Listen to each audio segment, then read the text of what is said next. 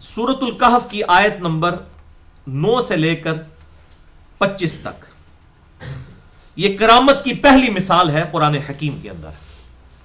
اصحاب کہف کا قصہ ہے. یہ اصحاب کہف جو ہیں یہ آپ سمجھ لیں ان کا زمانہ تقریباً 125 عیسوی کا ہے. یعنی حضرت عیسیٰ علیہ السلام کے رفع سماوی یعنی زندہ اٹھائے جانے کے تقریباً 100 سال کے بعد کا واقعہ ہے. 33 ہجری میں ان کو اٹھایا گیا. تو یہ آپ سمجھ لیں کہ عیسیٰ علیہ السلام کے تابعین تھے اصحاب کہف.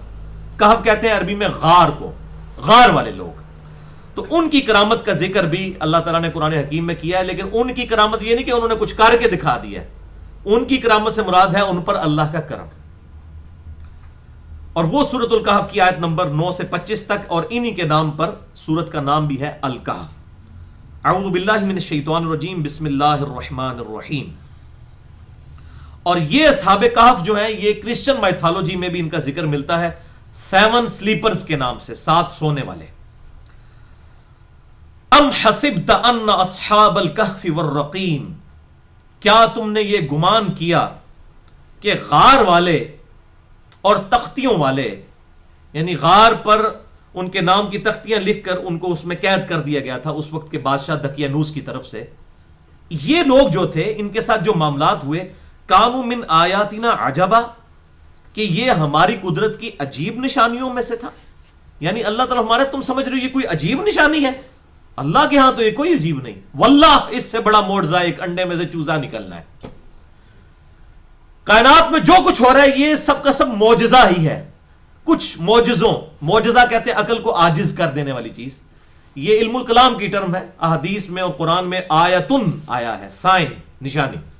یہ معجزہ جو ہے عقل کو عاجز کر دینے والی چیز, کائنات میں ہر چیز معجزہ ہے. ہم اس کے عادی ہو چکے ہیں. اگر کسی شخص کو یہ پتا نہ ہو کہ انڈے میں سے چوزا نکلتا ہے, آپ اس کو بتائیں کہ اس میں سے زندہ چوزا نکلے گا اور پھر مرغی بن جائے گی اور پھر وہ انڈے دے گی, اس میں چوزے, وہ کہے گا یہ ہو ہی نہیں سکتا. ہم عادی ہو چکے ہیں اس لیے ہمیں محسوس نہیں ہوتا. ایک بے قدر بیج میں سے 6 ارب گنا بڑا درخت بن جانا یہ بہت بڑا معجزہ ہے. لیکن ہم ان معجزوں کے عادی ہو چکے ہیں. کائنات میں ہر چیز معجزہ ہے. تو اللہ تعالیٰ نے کہا تم کیا گمان کرتے ہو کہ اصحاب کہف کو, جو غار والے لوگ تھے ان کے ساتھ جو ہم نے معاملات, یہ کوئی بہت بڑا کوئی معجزہ تھا, کو اللہ کی بہت بڑی عجیب نشانی تھی؟ ایسا نہیں ہے. اللہ کے ہاں یہ کوئی بڑی چیز نہیں ہے. اذ اول فتیۃ الی الکہف, جب وہ چند نوجوان تھے انہوں نے ایک غار میں پناہ لی. فقالوا ربنا آتنا من لدنک رحمۃ وہیئ لنا من امرنا رشدا, اور انہوں نے دعا کی. یہ دیکھ لیں کرامت دعا ہے.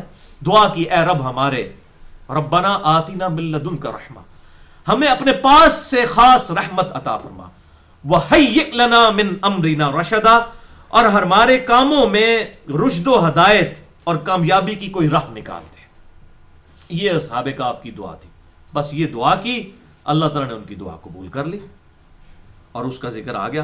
اللہ تعالیٰ کیا فرما رہا ہے, فَضَرَبْنَا عَلَىٰ آذَانِهِمْ فِي الْكَهْفِ, تو ہم نے تھپکی دی ان کے کانوں پر اس غار کے اندر جس میں انہوں نے پناہ لی تھی.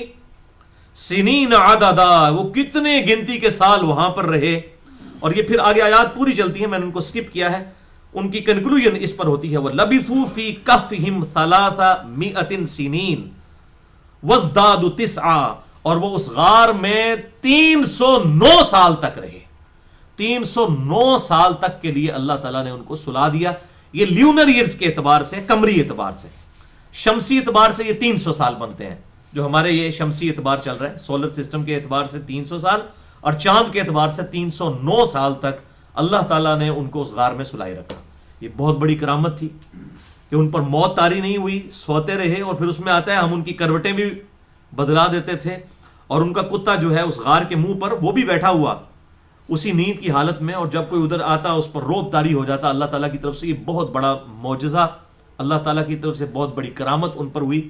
اور اس پہ ایران والوں نے بڑی زبردست ایک فلم بھی بنائی ہے, تقریباً 15 قسطوں کے اوپر, اصحاب کہف کے اوپر. تو وہ تقریباً اس کی کوئی 95 زبانوں میں ڈبنگ ہو چکی ہے, اور کمال انہوں نے اس کا حق ادا کر دیا. وہ اردو ڈبنگ کے ساتھ بھی آپ کو یوٹیوب پہ ایزیلی اویلیبل ہے اصحاب کہف کے اوپر. تو بہرحال یہ بہت بڑا ان کے ساتھ ایک معاملہ ہوا کرامت والا.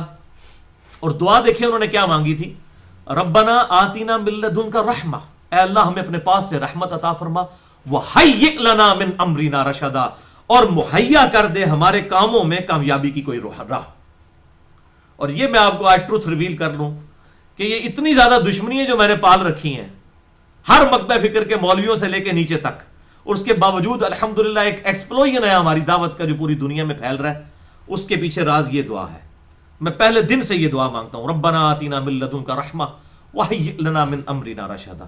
اصحاب کہف کے ساتھ اللہ تعالیٰ نے جو یہ معاملہ کیا تھا، یہ آج بھی آپ کے ساتھ اس طرح کے معاملات ہو سکتے ہیں کہ اللہ تعالیٰ آپ کو شریر لوگوں کے شر سے بچا سکتا ہے۔ اس دعا کو یاد کریں، اور یہ ویسے بھی یاد کرنا ضروری ہے کیونکہ سورۃ الکہف کی پہلی 10 آیات کے بارے میں صحیح مسلم میں حدیث ہے، انٹرنیشنل نمبر کے مطابق 1883 کے 10 آیات پہلی سورۃ الکہف کی جو یاد کر لے گا، اللہ تعالیٰ اسے دجال کے فتنے سے محفوظ رکھے گا۔